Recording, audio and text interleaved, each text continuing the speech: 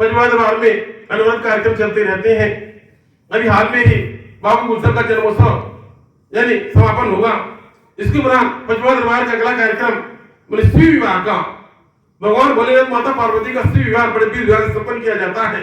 26 जनवरी के दिन माता पार्वती भगवान भोलेनाथ का पूजैया का दिन है। आप भगवान जिस प्रकार से कन्या बालक का विवाह रचते हैं, जिस प्रकार से जिस भाव से आप उस कार्यक्रम में सम्मिलित होते हैं, उसी प्रकार से उसी भाव से यानी 26 जनवरी के दिन बसंत पंचमी के दिन यानी भगवान भोलेनाथ माता पार्वती का पूजैया का दिन है, छगैया पूजैया का दिन है। आप भगचल यानी आप दरबार में उपस्थित हो, जिस प्रकार से प्रत्येक 26 जनवरी के दिन ध्वजारोहण किया जाता है।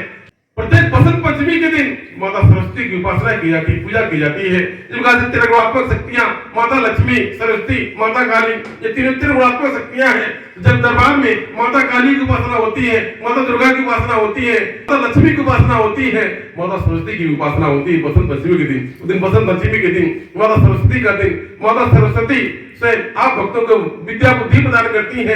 विद्या बुद्धि प्रदान करके आप भक्तों घर पर बुद्धि आता है।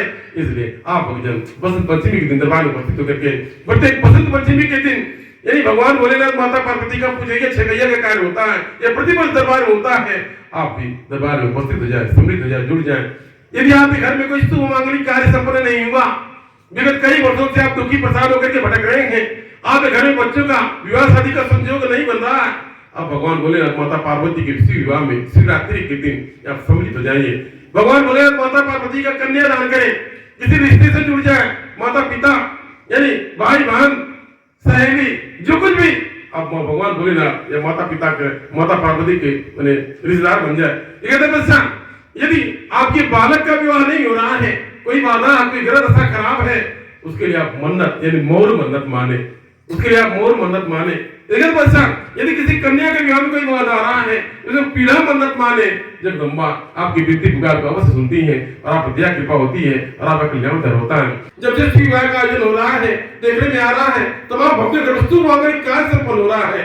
जगदम्बा मां अपनी कृपा प्रदान कर रही है, दया प्रदान कर रही है। अनेकों बालकों और कन्याओं का शुभ विवाह लगन मुहूर्त बन रहा है, लगन बन रहा है। इधर जैसे जगदम्बा की कृपा हो रही है तो आप दरबार से लगे। प्रत्येक महाशिवरात्रि के दिन शिवरात्रि निकलता है। हल्दी मारो मारो मटमगरा पीड़ा जाल सिंगोरा मोर इत्यादि से यानी भगवान भोलेनाथ का माता पार्वती का विवाह संपन्न किया जाता है।